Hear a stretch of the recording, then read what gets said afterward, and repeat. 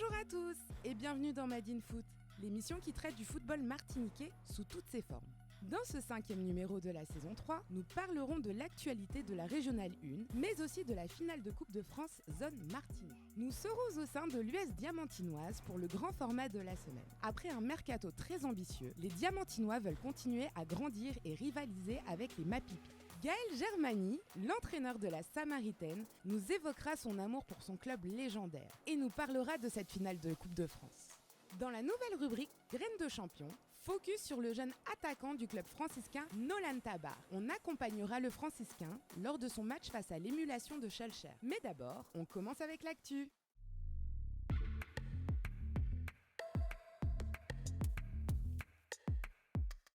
Bonsoir à tous et très heureux de vous accueillir pour cette nouvelle rubrique Actu.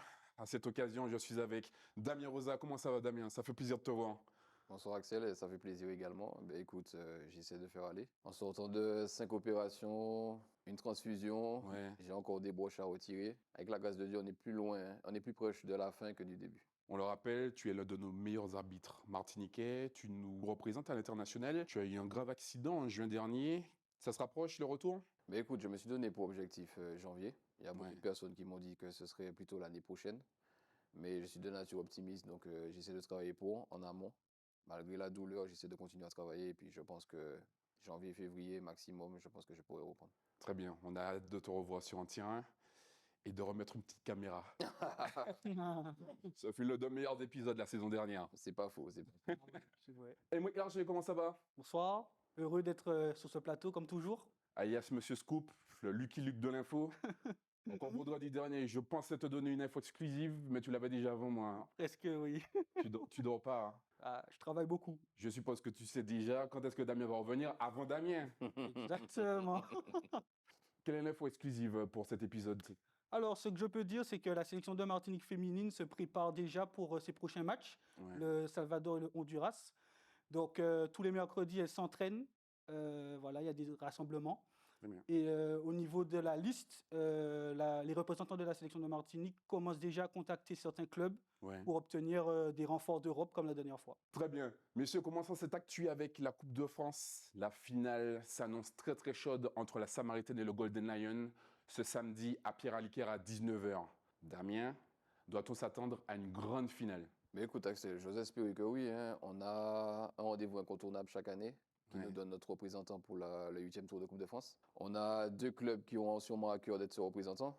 D'un côté, on a la Samaritaine qui fonctionne bien ces temps-ci, qui a d'ailleurs gagné le Golden Lion en championnat. Et puis surtout qui a mis ses cadres en tribune dans un gros match contre le club franciscain. C'est ça. Parce qu'ils étaient susceptibles d'être suspendus pour cette rencontre. Donc ça témoigne de l'implication et de la motivation pour ce match. Et puis de l'autre côté, on a le Golden Lion. Le Golden Lion qui, je pense, a digéré son lot calendrier du début de saison. Et puis qui a toujours répondu dans ses grands matchs. Donc, je pense que tous les ingrédients sont réunis pour. En tant qu'arbitre, tu l'as déjà constaté, ces matchs-là sont assez engagés. Selon toi, est-ce que l'enjeu prendra le pas sur le jeu? Non, je ne pense pas que le jeu va prendre le pas sur l'enjeu, puisque ce sont 2 clubs, comme on a dit, qui sont coutumiers de ces grands matchs. Ils sont souvent dans le dernier carré, on va dire. Et le spectacle sera également en tribune. On aura des supporters qui, je pense, vont mettre le feu. Donc je pense que ce sont 2 clubs qui se préparent déjà pour ce match, qui se sont préparés en amont, qui ont fait reposer certains cadres aussi. Donc je pense que ça va commencer tambour battant. Aymeric, quand on voit la dynamique des Samaritains, invaincus depuis le début de la saison, est-ce qu'ils ont une longueur d'avance? Évidemment. La Samaritaine est la seule équipe qui joue à 12, grâce à ses supporters. Après, comme a dit Damien, le Golden Lion répond toujours au présent. Mais cette année, la Samaritaine a recruté. La Samaritaine en championnat reste invaincue. Donc pourquoi pas cette saison, la Coupe de France. Donc pour moi, ils sont les favoris. Ils vont venir revanchards. Ils connaissent les finales. C'est une très grande équipe. Pour moi, c'est la meilleure équipe des 4-5 dernières années. Donc pour moi, on n'est pas favoris. C'est eux. Hein. Continuons cette actualité avec la 8e journée de Régional 1. Le RC Saint-Joseph, l'un des gros outsiders de ce championnat, est allé chercher un match nul encourageant face à l'US Diamantinoise. Cependant, les Joséphains surfent sur une dynamique assez compliquée et stagnent à la 11e place du classement. Aymeric, faut-il s'inquiéter pour les Joséphains? Moi, je ne suis pas du tout inquiet. Je trouve qu'à chaque fois que je les vois, c'est cohérent dans le jeu. Alors effectivement, là, ils n'ont pas beaucoup de confiance parce qu'il y a des affaires administratives qui les ont gênés. Effectivement, lors du récent match du RC Saint-Joseph contre l'US Diamantinois, j'étais plus inquiet pour le Diamant personnellement. Ouais. Mais à l'image de ce que j'ai pu voir du RC Saint-Joseph lors de la 6e journée contre le club franciscain, où ils ont mené au score dès la première période, je ne suis pas du tout inquiet. Damien, est juste un accident ce début de saison? Comme a dit Emric, je ne suis pas inquiet, mais je vais dire qu'il manque de réalisme. Ouais. Parce que comme a dit Emric, ils ont du bon contenu, ils font de beaux matchs. Quand on l'a vu contre le François, ils n'arrivent pas à tuer le match. Contre le Golden Star, ils ne marquent pas. Ils marquent, mais ils ne marquent pas assez. Contre le Diamant, on a vu, ils ont une multitude d'occasions. Bon, ils tombent contre un beau gardien, mais ils ne marquent pas non plus. Donc je pense que c'est une question de réalisme, c'est une question de détail pour que justement la balance penche de notre côté. Et puis comme a dit Emric également, Emric c'est tout. Les affaires administratives perdent sur tapis vert 2 matchs qu'ils avaient âprement discutés, puisqu'il y a le renversement en Coupe de France contre le club péléen et puis le match dans le Nord où ils avaient réussi à arracher le point du match nul. Ça a forcément laissé des traces. Ils ont dû se remettre la tête à l'endroit et je pense que ça n'a pas aidé non plus. Messieurs, vous misez sur un RC dans les 4 premiers? Je n'irai pas jusque-là, mais je pense que s'ils arrivent à convertir toutes les occasions qu'ils ont, forcément, ils vont poser des problèmes. J'avoue que c'est compliqué parce qu'il faut gérer l'extra-sportif et l'extra-sportif a quand même une certaine emprise sur nos joueurs. Et la réalité du classement fait qu'à l'heure actuelle, nous sommes obligés de gagner tous nos matchs pour effectivement se replacer dans un cadre normal, j'ai envie de dire. Messieurs, j'aimerais qu'on termine avec votre regard d'expert sur le début de la saison. Donnez-moi un coup de cœur ou un coup de gueule. On va commencer avec toi, Damien. Ce sera un coup de cœur pour les jeunes du championnat, plus précisément les jeunes du club franciscain. Ouais. Que ce soit Genteuil, Pingré, Cavelan, Poloma. Et puis dans d'autres clubs, on a appris Yam, Lise, Baker. Pour moi, c'est la jeunesse au pouvoir. Je sens des jeunes qui sont totalement désinhibés, qui ont peut-être moins de pression, qui sont dans un cercle qui les favorise beaucoup plus dans le jeu. Et d'un point de vue totalement sur la relève, moi, ce qui m'intéresse, c'est quel football on va laisser demain. Je pense c'est de bon augure pour la suite. En tout cas, c'est ce que je retiens de ce début de championnat de la jeunesse au pouvoir. Emric. J'ai commencé le début de ton émission en parlant du foot féminin, de la section de Martinique. Je vais finir par la section de Martinique féminine. Je trouve qu'elles ont beaucoup de difficultés, en tout cas pour obtenir un stade pour s'entraîner. Parce que comme je te l'ai dit tout à l'heure, tous les mercredis, il y a entraînement. Mais la sélection a beaucoup de difficultés pour obtenir une disponibilité au niveau des stades. Depuis juin, elles s'entraînent à Louis-Achille, parfois au Saint-Esprit, au Robert. Elles ont failli s'entraîner à Bellefontaine. Donc en fait, les joueuses déjà aspirent à davantage de stabilité et espèrent bénéficier d'un terrain Tu trouves que la sélection permanent. est impactée avec tous ces déplacements au niveau du rassemblement? Le dernier entraînement que j'ai vu, elles étaient à peine 11. D'accord. Très bien. Merci messieurs pour vos fines expertises et à très bientôt dans Madine Foot. À bientôt. Merci à toi, Axel.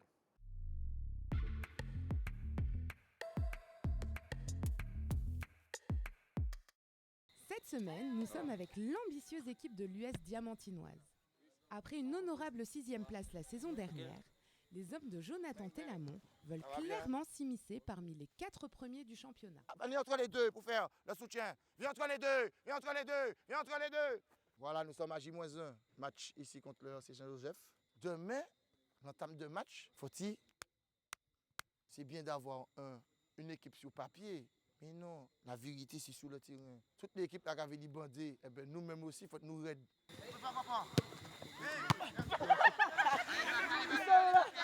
C'est bon? C'est quoi?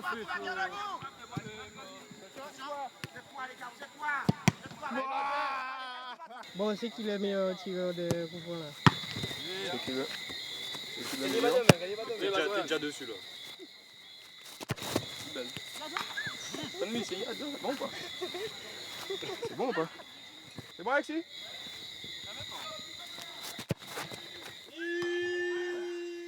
Vous pouvez pas te laisser par nous là, dimanche.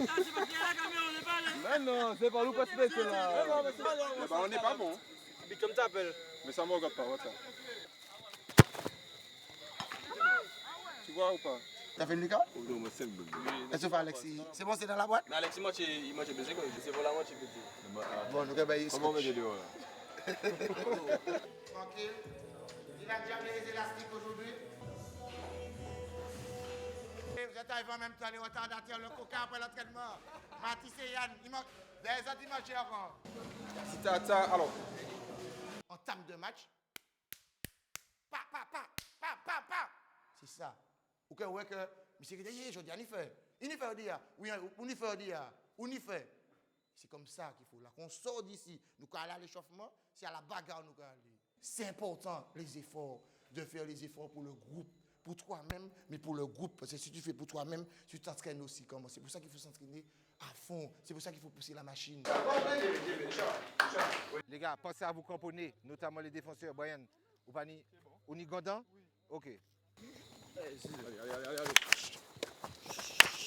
Brian, ça peut arriver qu'au moment où tu passes un match là, ça peut tirer au 10 match là. Donc, faut pas compenser ça en laissant les défensifs là. Ça doit arracher tout le monde. Tu comprends? Allez, on joue. Toi.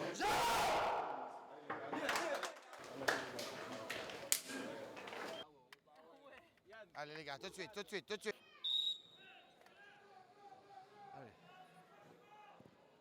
Allez, Baker. Allez, monte dessus.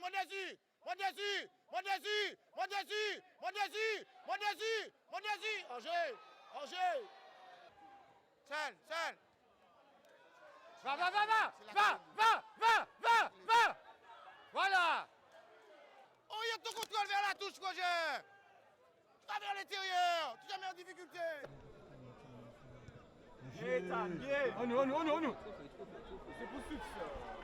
pour on a le ballon, il faut écarter, regarde. Pensez au V, qu'on a perdu, tu reviens, parce qu'on y force pour ça.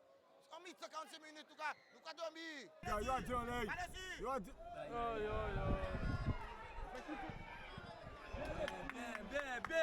Bien, Alexis.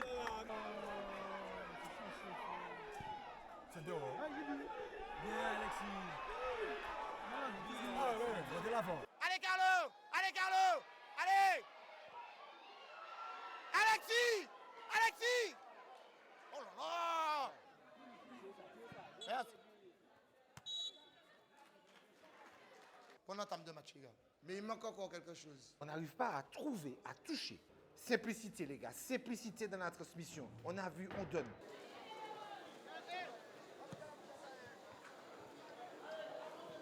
Les droitiers. Domi, ça Raphaël.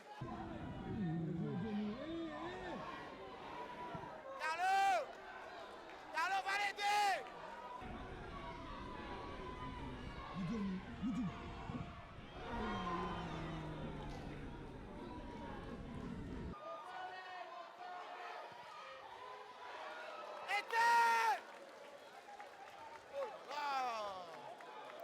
Une petite passe qui manque, une belle petite passe. Allez. Ça vient.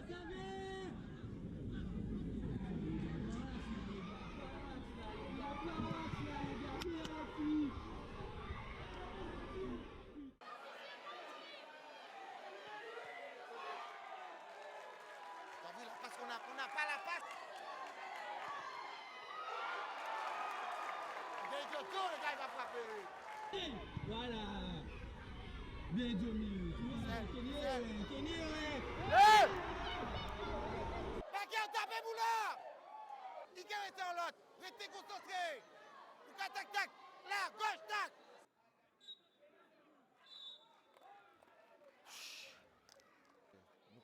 Oui. Allez. On va baisser la tête.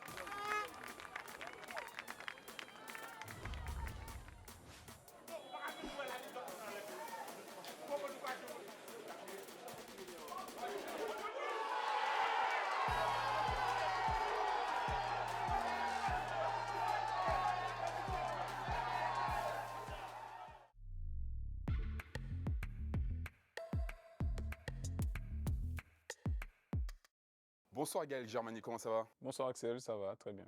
Tu es un personnage emblématique du football martiniquais. Tu vas affronter prochainement le Golden Lion en finale de Coupe de France, zone Martinique. Peux-tu te présenter aux téléspectateurs de Madin Foot? Alors, Gaël Germani, entraîneur de la Samaritaine en ce moment, entraîneur adjoint de la sélection de Martinique. Et puis, alors, ancien footballeur, puisque j'ai raccroché il y a un peu plus d'1 an, avec une petite carrière professionnelle qui a duré 5-6 ans sur la métropole et puis une longue carrière à la Samaritaine. Gaël, tu es un pur Samaritain. Tu effectues tes premiers pas à l'âge de 6 ans dans ton club de cœur, ton club de toujours, la Samaritaine. Que représente cette commune, ce club pour toi? Ben, la Samaritaine, franchement, c'est tout. C'est tout. Alors, j'ai grandi dedans, je suis né dedans. Mon père était joueur de la Samaritaine, donc dès le plus jeune âge, ben, je l'accompagnais, surtout avec les matchs des anciens, parce que j'ai pas eu le temps de le voir jouer.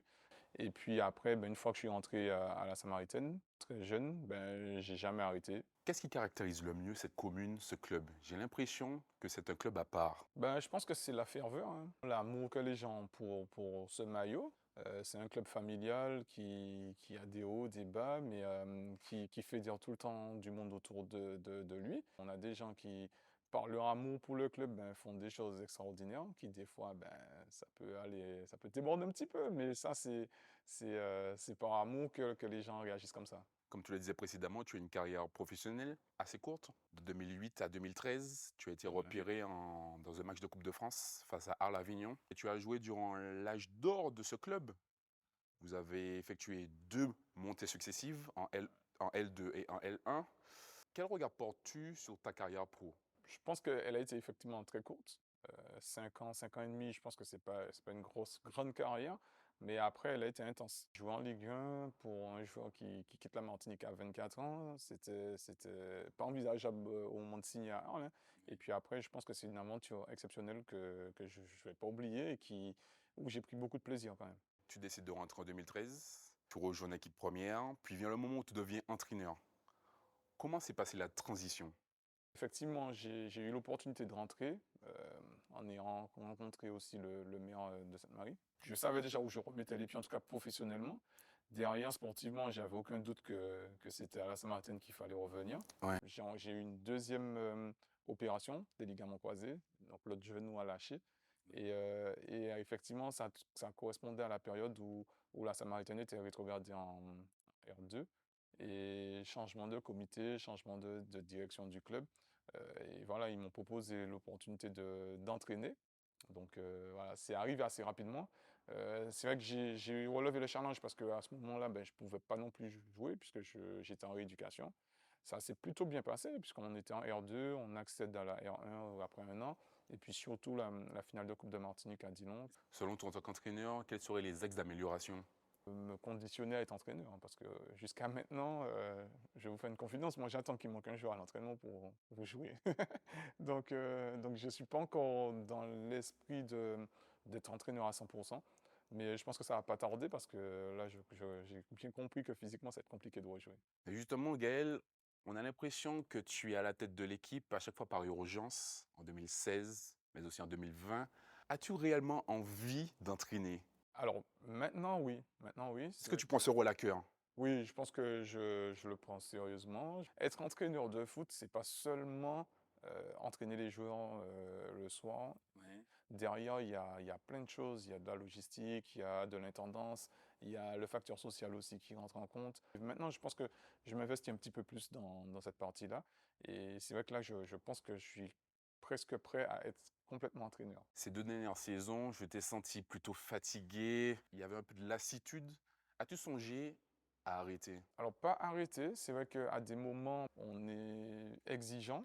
Quand tu vois que la saison dernière, ben, tu échoues 2 fois en demi-finale de coupe parce que tu n'as pas été efficace dans les 2 surfaces alors que tu sais que tes joueurs sont capables de l'être, ça te frustre. Et du coup, c'est vrai qu'au bout d'un moment, tu te demandes est-ce que c'est toi qui le problème ou c'est eux qui n'arrivent pas à assimiler ce que tu essaies de faire comprendre. Mais derrière, quand on échange avec les joueurs, les retours plutôt positifs qui nous renvoient, et puis le symbole de cette année où quasiment 90% de l'effectif n'a pas bougé. Si j'étais si mauvais que ça, il serait sans doute pas resté et il serait parti. Donc Gaël Germani pourrait entraîner pendant plusieurs années. Ouais, je pense que là, c'est parti. Et après, ben, il va falloir être bon quand même, hein, parce que si on n'est pas bon entraîneur, on ne pourra pas exister non plus. Effectivement. Est-ce que tu te vois entraîner un autre club que la Samaritaine? Peu importe le club qui vient aujourd'hui, je pense que la réponse sera non. sauf peut-être un challenge professionnel, mais et encore. Tu es également sélectionneur adjoint depuis 2020. Est-ce que le poste de sélectionneur pourrait t'intéresser dans le futur? Déjà, quand tu es joueur, par exemple, tu as envie de connaître le haut niveau, c'est d'aller en sélection de Martinique. Et quand tu es entraîneur et que tu veux connaître le haut niveau local, ben, c'est envisager d'être sélectionneur de la Martinique. Après, aujourd'hui, il y a un staff qui est en place. Ben, ça fonctionne plutôt bien vu les résultats, hein. Donc aujourd'hui, il n'est pas question de remplacer, en train de prendre la place du sélectionneur actuel. Mais après, dans les années à venir, quand il aura peut-être décidé d'arrêter, si l'opportunité se présente, oui, pourquoi pas. Gaël, je constate une certaine progression de la Samaritaine ces 2 dernières années. Vous ne participez pas au 6 major il y a 2 ans. La saison dernière, vous terminez 4e. À quoi doit-on s'attendre avec ce club cette saison? Ben, j'espère en tout cas qu'il fera mieux que la saison dernière. Déjà, c'est plutôt bien parti parce que la saison dernière, on a échoué en demi-finale. On est en finale. Donc, sur le premier tiers-temps du championnat, on est plutôt en avance sur notre progression. Maintenant, voilà, il va falloir ménager tout le monde, garder tout le monde sous le coude pour justement exister dans ce championnat qui va être très compliqué, je pense. Parlons de cette finale. Face au Golden Lion, les Joséphins sont-ils forcément favoris? Quand on voit le début de saison des Samaritains, vous êtes, on le rappelle, invaincus. Est-ce que vous avez quand même l'ascendant psychologique? Si on observe les derniers résultats, c'est ce qu'on va se dire. Après, il faut remonter un peu plus loin dans le temps, voir le début de saison du Golden Lion qui a commencé par une grosse campagne en CONCACAF. Et c'est normal qu'aujourd'hui, ça leur qu'il y ait encore des traces. Mais sur un match à élimination directe, ça reste une très très grosse équipe avec des joueurs efficaces dans les deux surfaces, que ça soit Gilles dans les buts ou Kevin devant. Et je pense que c'est leurs 2 plus gros atouts. Ce sera un échec de ne pas remporter un titre cette saison? Ça dépendra de comment ça se passe.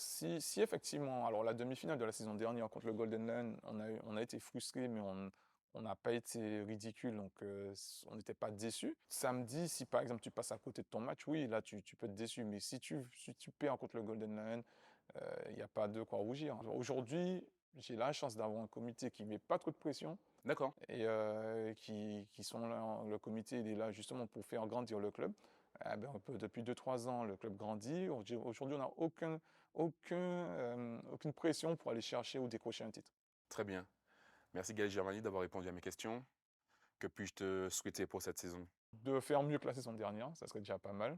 Et donc si on fait mieux que la saison dernière, c'est qu'on va gagner au moins quelque chose. Merci Gaël et à très bientôt dans Madine Foot. Merci Axel, à bientôt.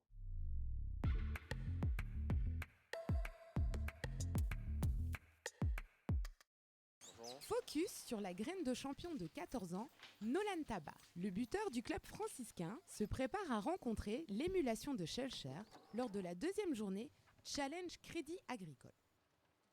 Le match a été avancé à aujourd'hui, mais c'est un rituel. Dès qu'il y a un match, c'est comme ça tous les dimanches matin, jour de match. Aujourd'hui, ça va. Un petit peu stressé quand même par rapport à l'équipe. C'est quand même émulation. C'est quand même des équipes qui attendent le club franciscain. Depuis petit, il tapait déjà dans le ballon et puis c'est là que ça a commencé. Mais depuis son premier ballon, il n'a pas lâché. On peut dire que c'est grâce à papa alors. Oui, un peu. C'est aussi grâce à maman alors. Grâce à maman aussi. Maman, tant que papa travaillait, c'est maman qui emmenait à l'entraînement. Franchement, il parlait vite. Ah non, non. Si je devrais le comparer à un joueur, ce serait peut-être Neymar, je pense. Par rapport à sa technicité, sa vision du jeu et c'est tout. Aujourd'hui, c'est la 2e journée de championnat. On ne va pas changer nos habitudes. On va continuer à vouloir jouer au ballon. Appui, remise, on va faire ce qu'on a l'habitude de faire. On ne va rien changer. Aujourd'hui, si un club professionnel vient derrière toi à 13-14 ans, ils t'ont déjà repéré, c'est que tu as quelque chose en plus. Donc, moi, je lui souhaite le meilleur.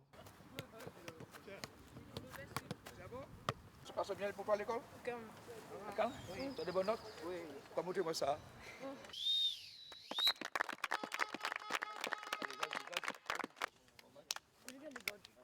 On parle pas à l'arbitre, si vous avez des trucs à dire, vous méditez, puis j'allais dire à l'arbitre et puis jouer au football les gars. Ensemble, toujours ensemble les gars. Les gars, concentrés début jusqu'à la fin.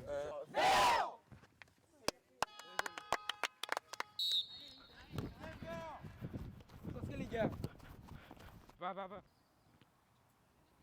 Attention, Joachim. Joachim! Oh les gars, prenez le match au sérieux là! Joachim! Allons mettre quelque chose en plus. Là, on est une petite manière mou. Allons mettre ce truc en plus. Pourquoi on est en train de déjouer, selon vous? Oh, parce que le match est facile. Voilà. Les gars, remettez le pied sous le ballon, jouez au football. Ouais!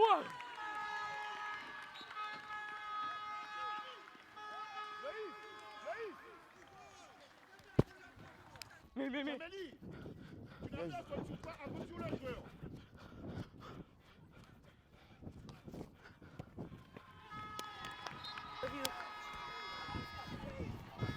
Dani! Ouais! C'est dommage! Bien joué! Le pied gauche n'était pas présent.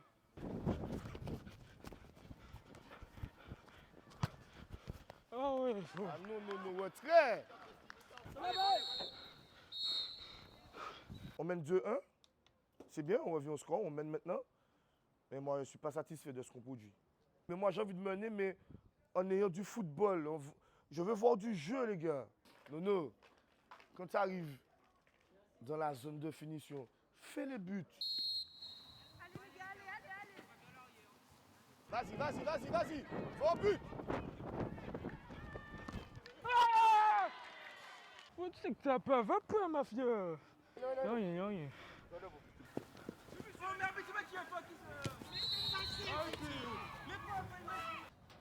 C'est tapé. Ah, c'est bien joué, ça. Joachim, tu anticipes le centre. GG. Hey! Bien joué, garçon. Feuille. West, calme. Oui. Allez. Ouais, c'est un chou. J'aime bien. Allez, les gars, concentrez jusqu'au bout.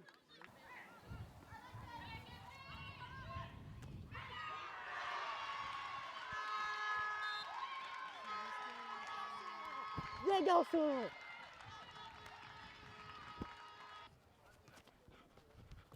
Allez, t'es bien, pourquoi?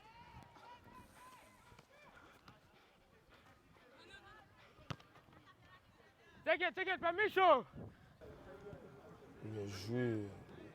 Vous autres, vous ici, les gars. Vous autres, vous ici, les gars.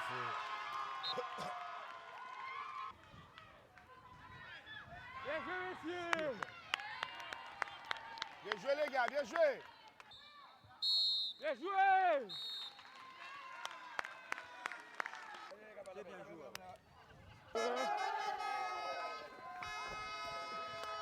C'était pas au top. Il m'a manqué du mouvement, rapidité de jeu, et voilà.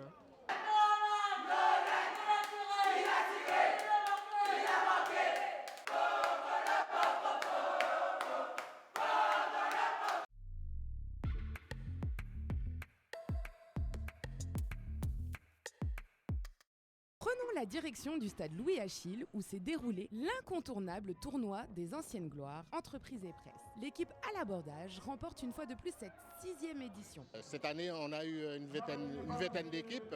Ça s'est très bien déroulé et du coup, la finale, comme vous avez pu constater, à l'abordage, elle a remporté face aux Étoiles.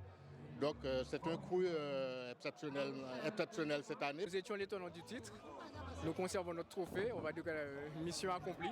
L'adversité est de plus en plus rude, mais on arrive à conserver notre trophée, donc rendez-vous l'année prochaine. Première journée de championnat de foot féminin. Le club franciscain, vice-championne de Martinique, s'impose face au club colonial 2-0, au terme d'un match assez plaisant. Je tiens quand même à féliciter le club colonial qui a vraiment progressé comparativement à l'année dernière. Ils nous ont proposé quelque chose de beaucoup plus intéressant. Notre premier objectif, c'était la Coupe de France. C'est fini. Maintenant, l'objectif, c'est le championnat. Quand on est au club franciscain, le but, c'est de gagner tout ce qu'il y a. Donc nous, on veut remporter la coupe et le championnat, et voilà. On achève cet épisode avec le cri de guerre des franciscaines.